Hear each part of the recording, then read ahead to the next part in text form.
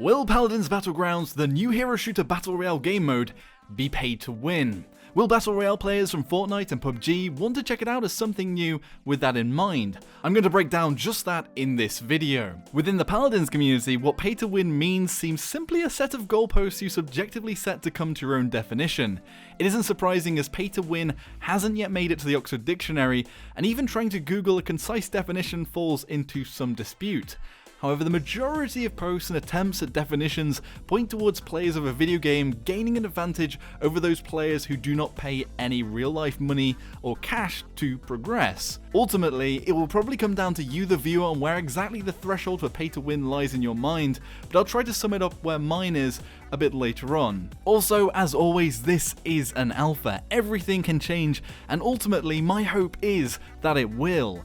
But with the announcement that this alpha will hit live servers next week, it has really prompted me to talk about this topic. Now, Cards Bound is a dead horse that has been well and truly beaten regarding its controversial nature and steps into pay-to-win territory, with the progression system locked to RNG loot chests, and you can check out my old videos on that if you really want to.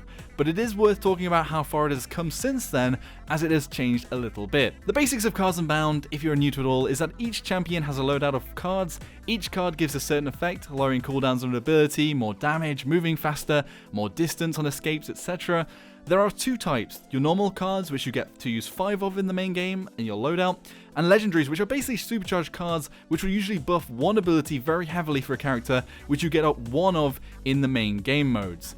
Each of these cards has a level, 1 to 10. Between the level 1 and the level 10 cards, it can be pretty wildly different on how strong the effect is. With cooldowns, it can be 10% at level 1 compared to 100% reduction at level 10, whereas damage buffs are often lower within the threshold of increase of around 10 to 30% depending on the ability.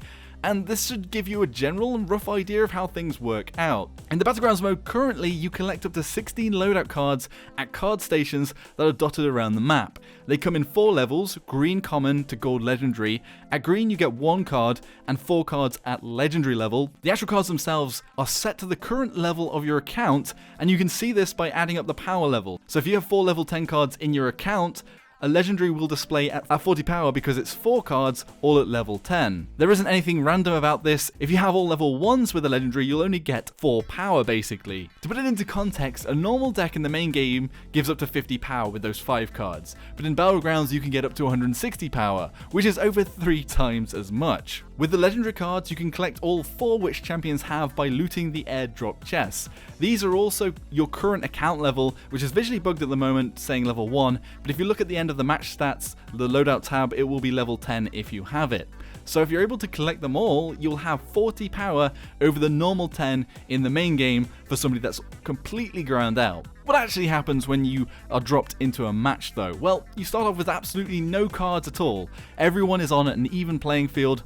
But as soon as you start looting, you'll start getting a deck together, and it's very hard to get a full loadout of 16 cards at the moment. I don't think it's actually happened to me once, but it is easy to get around 10 mid-game and maybe get to around 20 later on if you keep looting them. Now let's compare, say, a newer player to somebody fully ground out. Say the newer player has found 10 cards, whereas you have only found 5 cards in this game. They have them all at level 4, and they will have 40 power. Though you, with only finding half of their cards, you will have more power than them, 50, for finding less.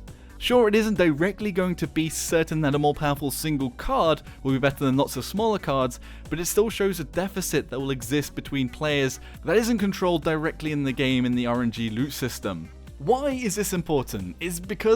Is this going to appeal to anyone who isn't already leveled up currently in the main game and are fully committed to playing Paladins, whether or not they turn it into a dating simulator? And I have played a lot of this mode, and I think it has huge potential.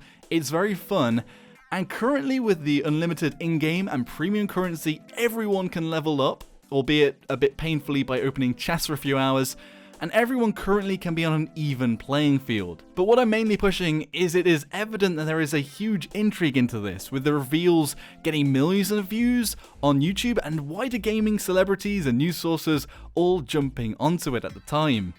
I don't think in a million years in any state it will take over PUBG or Fortnite, but it definitely could be something different that plays with the genre, and perhaps Overwatch players that don't normally enjoy their battle royales as something to do on the side or something extra. But But I think here, the fundamentals of other Battle Royale games is missing, in that you're dropped into a map, and sure there is RNG in looting, but nobody is initially set up with a handicap for being new or not spending money. If you go to a chest, you have the same chance at getting a better item as anyone else does. If you loot 10 chests, you have the same amount of chance to get the same items as somebody else that loots 10 chests. With chests, I'm talking about Fortnite, for example. And the biggest factor in the game is skill by a wide margin. This is something I feel is core to the gameplay of both the big Battle Royale games. So here's a direct comparison between Fortnite and Paladins Battlegrounds. In Fortnite, if you pick up the lowest level rifle, a common M16, you do 32 damage, whereas the best rifle you can find in the game is the legendary Scar, which does 39 damage, which is just less than a third damage increase, with that 7 extra damage. Now compare this to Genos' legendary card, Binary Star, which makes his weapon do 306 damage base per shot at level 1, but at level 10, for each shot it does 462 damage. That's an increase of 50% over its original damage. Even with the mid-levels 4 or 5, you're going to be around 30% away from getting the damage of a level 10. It really stretches the gap between the haves and the have-nots.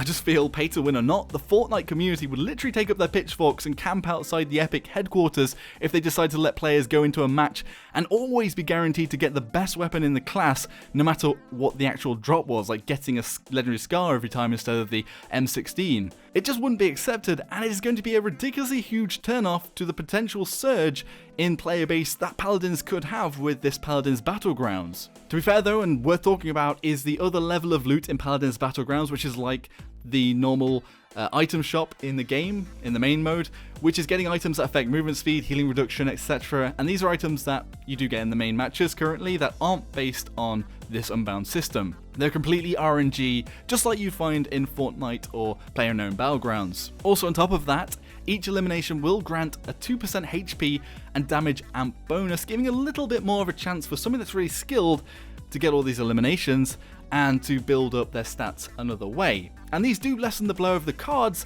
but still don't eliminate the reality of the advantage going into a match. So pay to win, is it? And does it really matter, like I've talked about?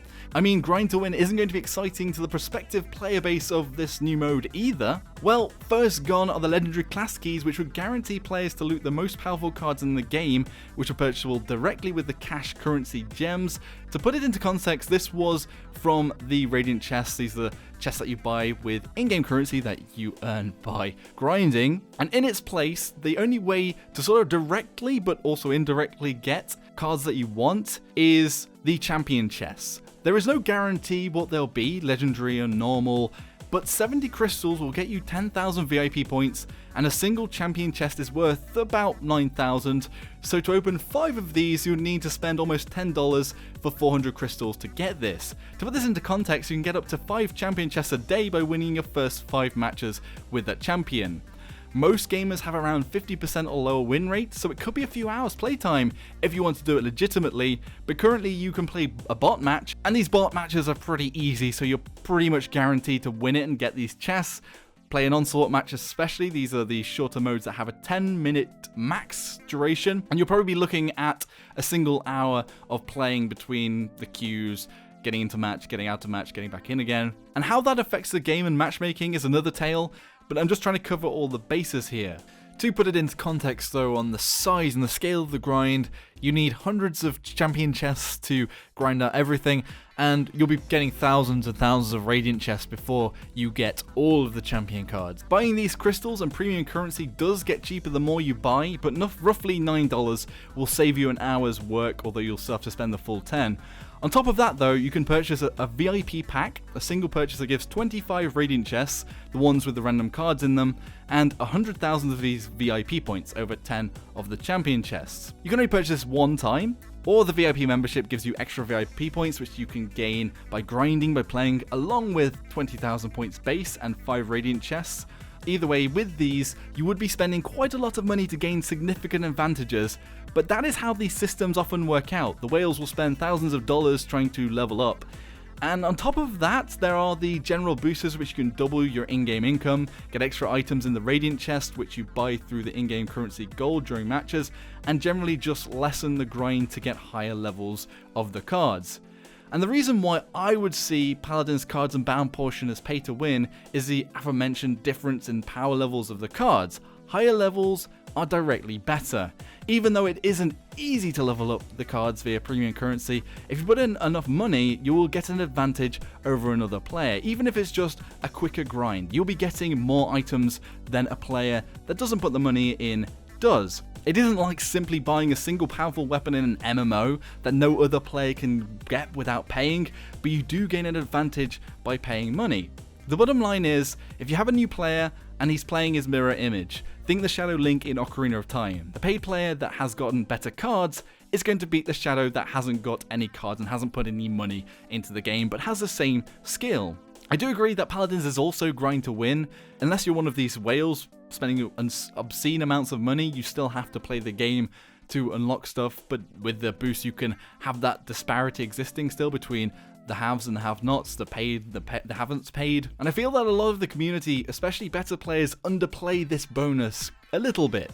Because if you're among the 0.1% of players in the game, you aren't most of the time going to lose out, and even these advantages aren't going to affect you. But especially in PUBG Battlegrounds, with the potential to have up to 4 times the power disparity in normal matches, it will probably have a bigger effect. There's also an argument that players will often play against other players that have ground out similar amounts, so it's not as in effect, I guess you'd term it as. But the thing is, with this Battlegrounds mode, I mean, the matchmaking in the normal mode isn't that great, but Battlegrounds, you're going to have hundreds of players that could be some of the best players in the world to some of the people that are new to the game, and that disparity is going to be bigger too. My suggestion to Hi-Rez is to either take the simple route, stick the Battlegrounds mode to bound setting where every card in the game is level 4 and everyone is on an even playing field, so all the loot is the same level, and the system that exists is quite interesting with collecting all the cards on top of the in-game effects and the legendary cards being drops. Or they could tie it in somehow to getting these rarities. Some cards you pick up could just be higher level, but not because it's linked to your account, but because of the RNG of the loot system happened to give it to you, like in Fortnite and PlayerUnknown. My thoughts are that putting this live on Tuesday as it is could be falling over at that first hurdle. Sure, the players that have stuck things out so far will stay, and there might be a bump in the short term by the less informed and intrigued, but the facts and numbers speak for themselves. It really annoys me that Hi-Rez won't take that risk of trying to expand the player base and keep that for a wider net over this current system that sort of preys on whales. And honestly, it's in Hi-Rez court now. Likely on Tuesday, this will start going around the media and circulating to other channels, and that's going to be where maybe it's a make or break. Maybe he'll have another chance later on, but it might just lose that critical mass.